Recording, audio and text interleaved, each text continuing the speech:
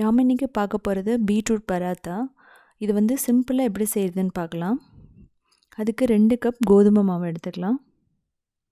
1 table spoon oil, உப்பு தேவையான அளவு.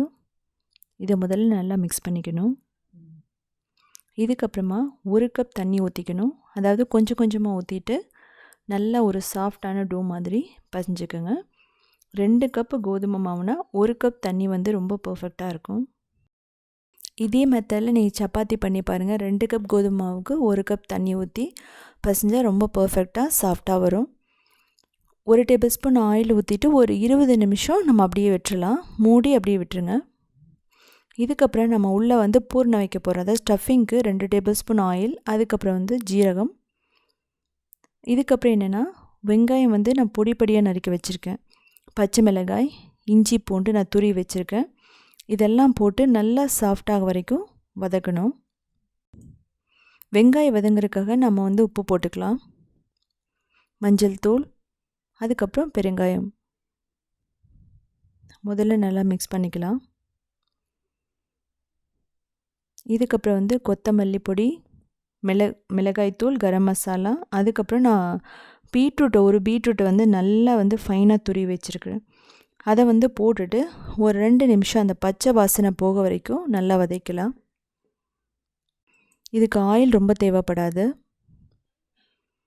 ஒரு 1/4 கப் தண்ணி ஊற்றிட்டு மீடியம் ஃப்ளேமில் குக் பண்ணோம் அப்படின்னா இது நல்லா குக் ஆகிடும். ஒரு 2 நிமிஷத்துலேயே தண்ணி எல்லாமே வந்து வற்றி போயிடும்.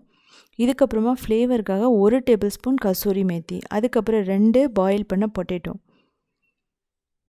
ஆயில் தேவைப்பட்டால் போட்டுக்கலாம். இதை வந்து நல்லா மேஷ் பண்ணணும். நல்லா மசிச்சு விட்டுக்குங்க. அதுக்கப்புறம் கொத்தமல்லி போட்டு ஆஃப் பண்ணிடலாம். இது ஒரு 10 மினிட்ஸ் இல்லை 5 மினிட்ஸ் வந்து அப்படியே விட்டுருங்க. நல்லா ஆறிடும். ஆறினதுக்கப்புறம் கெட்டியாகிடும். அதுக்கப்புறம் உப்பு தேவைப்பட்டால் நம்ம வந்து ஆட் பண்ணிக்கலாம். உருளைக்கிழங்கு ஏற்கனவே வந்து நான் பாயில் பண்ணி வச்சதுனால திரும்ப குக் பண்ணணும்னு அவசியம் இல்லை. இப்போ வந்து ஆறினதுக்கப்புறமா இதை ஈக்குவல் சைஸ் பாலாக வந்து நம்ம பிரித்து வச்சுக்கலாம். இது வந்து கையில் ஒட்டாமல் தான் வரும். முதல்ல பிடிச்சு வச்சுட்டோன்னா ரொம்ப ஈஸியாகிடும். இதுக்கப்புறமா 20 நிமிஷத்துக்கு அப்புறம் நம்ம 1 நிமிஷம் நல்லா இதை வந்து திரும்ப மிக்ஸ் பண்ணணும் மாவை. அதுக்கப்புறம் இதை வந்து ஈக்குவல் சைஸ் பாலாக இதையும் நம்ம டிவைட் பண்ணிக்கலாம். இதுக்கப்புறமா வந்து நான் 2 மெத்தடில் எப்படி ஸ்டஃப் பண்ணுறதுன்னு காட்ட போகிறேன். அதுக்கு நம்ம ஒரு பால் எடுத்துகிட்டு நம்ம வந்து என்ன பண்ணுறோன்னா ஒரு 10 சென்டிமீட்டர், அதாவது 9 சென்டிமீட்டருக்கு ஒரு சின்ன சர்க்கிள் பண்ணிக்கலாம். இது கொஞ்சம் ஈஸியான மெத்தட். இதுக்கப்புறம் நம்ம அந்த பீட்ரூட் ஸ்டஃபிங்கை வச்சுட்டு அப்படியே வந்து எட்ஜஸை வந்து மடித்து விட்டு க்ளோஸ் பண்ணிவிட்டு திரும்ப பால் மாதிரி பண்ணணும். ஸோ அப்படி பண்ணிட்டீங்க அப்படின்னா, அதாவது எட்ஜஸ் எல்லாம் நல்லா க்ளோஸ் பண்ணிவிடுங்க. இல்லைன்னா நம்ம தேய்க்கும் போது என்ன ஆகும்னா அந்த உள்ளே வச்சுருக்க ஸ்டஃபிங், அதாவது அந்த பூர்ணம் வந்து வெளியே வர பார்க்கும். அவ்வளோதான். நம்ம என்ன பண்ணோம், திரும்ப பால் மாதிரி பண்ணிக்கோங்க. நமக்கு ரெடி ஆகிடுச்சு. ஸோ செகண்ட் அப்படி தான். ஆனால் வந்து நம்ம கையிலேயே பண்ண போகிறோம். நம்ம எப்படி வந்து கொழுக்கட்டை பண்ணுமோ அதே மாதிரி சென்டர்லேருந்து அப்படியே வந்து நீங்கள் ரவுண்டாக அப்படியே பண்ணிகிட்டே வரும்போது அது நல்ல ஒரு கப் ஷேப்பில் வந்துடும். ஸோ அதுக்கப்புறம் நம்ம ஃபில்லிங் வச்சுக்கலாம். ஸோ பார்த்திங்கன்னா நமக்கு பர்ஃபெக்டாக வந்துருச்சு. மிடில்லேருந்து அதை பெருசு பண்ணிகிட்டே வரணும். அந்த ரவுண்டை வந்து பெருசு பண்ணிகிட்டே வந்தோம் அப்படின்னா அந்த பாலை பர்ஃபெக்டாக நமக்கு ரெடி ஆகிடும். அதுக்கப்புறம் திரும்ப இதை வந்து எட்ஜஸ் வந்து க்ளோஸ் பண்ணணும். இது வந்து நம்ம அந்த மோதகம் பண்ணுற மாதிரியே பண்ணிக்கலாம். அது கொஞ்சம் ஈஸியாக இருக்கும்.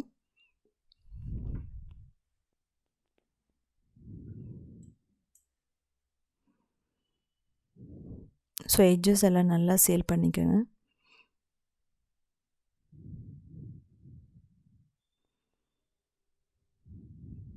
ஸோ முதல்ல நம்ம ரெடி பண்ணி வச்சுக்கலாம்.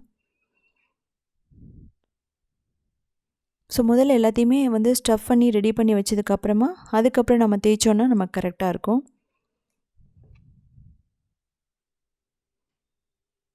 இப்போ மாவு தூவிட்டு நம்ம அந்த உள்ளே வச்சு ஸ்டஃப் பண்ணதை வச்சுட்டு நம்ம என்ன பண்ணணுன்னா, எந்த அளவுக்கு உங்களுக்கு தின்னாக வேணுமோ இல்லை திக்காக வேணுமோ அந்த அளவுக்கு நம்ம வந்து நல்லா தேய்ச்சிட்டோம் அப்படின்னா நமக்கு பர்ஃபெக்டாக ரெடி ஆகிடும்.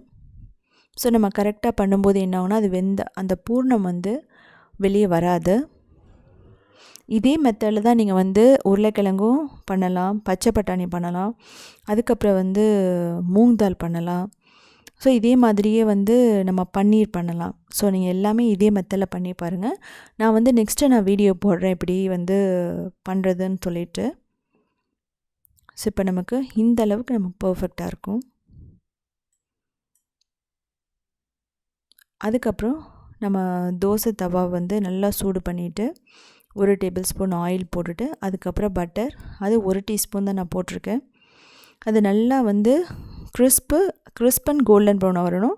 அதுக்கப்புறம் இது நல்லா உப்பி வரும். ஸோ அந்த ஸ்டேஜில் நல்லா நம்ம குக் பண்ணணும்.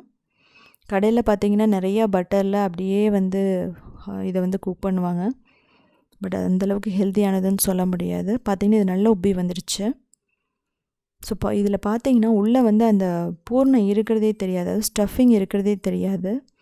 அந்த மசாலா உருளைக்கிழங்கு பீட்ரூட் மசாலா வந்து குழந்தைகளுக்கு வந்து ரொம்ப பிடிக்கும். உங்கள் வீட்டில் குழந்தைகள் வந்து பீட்ரூட் சாப்பிடல அப்படின்னா இது மாதிரி செஞ்சு பாருங்கள், செஞ்சு கொடுத்து பாருங்கள். அவங்களுக்கு அந்த மசாலாவோடு சேரும்போது பீட்ரூட் வாசனையே இருக்காது, பார்க்கவும் கலர் அழகாக இருக்கும்.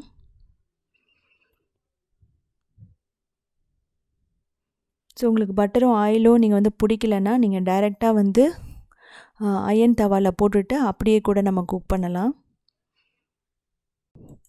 இதுக்கு பார்த்திங்கன்னா நம்ம வந்து தொட்டுக்க வந்து தயிர் போட்டுக்கலாம், இல்லைனா வந்து பச்சடி மாதிரி வச்சுக்கலாம், இல்லை நமக்கு ஊறுகாயே வந்து ரொம்ப பர்ஃபெக்டாக இருக்கும். ஸோ நீங்கள் இந்த பீட்ரூட் பராத்தா வந்து செஞ்சு பாருங்கள். செஞ்சு பார்த்துட்டு எப்படி வந்துச்சு, உங்களுக்கு எப்படி இருந்துச்சுன்னு சொல்லிட்டு கமெண்ட் பண்ணுங்கள்.